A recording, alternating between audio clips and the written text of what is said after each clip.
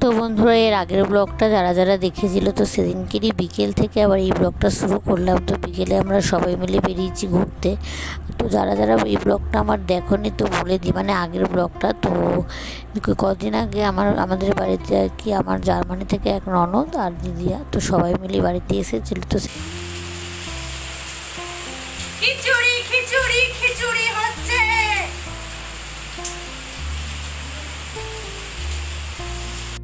তো বন্ধুরা, বাইরে মানে এত বৃষ্টি শুরু হয়েছে। তো আমরা তো একটু বেরিয়েছিলাম, তো বেরিয়েছি যেখানে কাজে গেছিলাম আর কি, দিদি আর কি গেছিলো, তো দিদির সঙ্গেই যাওয়া। তো ওই এক জায়গাতে আমরা এত বৃষ্টিতে আটকে গেছি যে আর অন্য কোথাও যাওয়ার উপায় হলো না। তো মানে রাস্তা একদম জলে একদম যাতা অবস্থা, দেখিয়ে দিয়ে আমাদের সিঁড়ির তলাটা এই অবধি জল, আমাদের জুতোগুলো সব ভাসছে, মানে এত বৃষ্টি হচ্ছে। আমার বাবাটার কথা বলি, এখন বাজে হচ্ছে 8:45, আমার বাবাটা এখনো মায়ের কাছে।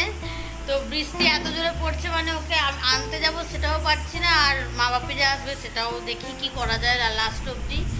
তো ওর সত্য কালকে থেকে বলেছিলাম একটু গাটা গরম, কিন্তু আজকে মোটামুটি ঠিকই আছে। ওষুধপত্র সব মাকে বুঝিয়ে দিয়েছি, তার জন্য না। আর ওইদিকে রান্নাঘরে দিদি করছে হচ্ছে খিচুড়ি, তো এই বৃষ্টির ওয়েদারের জন্য স্পেশালি। তো খিচুড়ি হবে, আরও কী হবে অবশ্যই শেয়ার করব।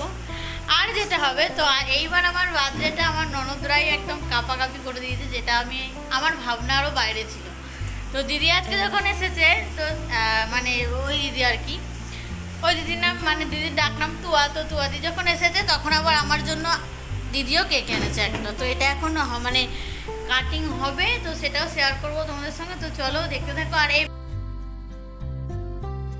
তো সেদিনকে সারাদিনে এতই ভিডিও করে ফেলেছি আমি আর দিদিয়া দুজনাই। তো মানে প্রপার যখন আমি আর কি কেকটা কাটছিলাম, তো সেই ভিডিওটা আর আমার ফোনে করা হয়নি। তো এটা হচ্ছে তার পরের মুহূর্ত, সবাই মিলে কেক খাচ্ছিলাম। তো দেখো ওদিকে তো দিদি রান্নাবান্না হচ্ছে, আমরা দুজন মিলে জোগাড় করে দিলাম, মানে আমি আর দিদিয়া। তো তারপরে হচ্ছে দিদিয়া একটু গান শুরু করেছে, আর বাইরে পড়ছে অঝোরে বৃষ্টি। তো পরিবেশটা সেদিনকে খুবই সুন্দর ছিল। তো একটা জিনিস কি বলো তো, সম্মান তাকেই করা যায়, ভালো তাকেই বাসা যায় যে সম্মান নিতে জানে, যে ভালোবাসতে জানে, আর ভালোবাসাটুকুও গ্রহণ করতে পারে।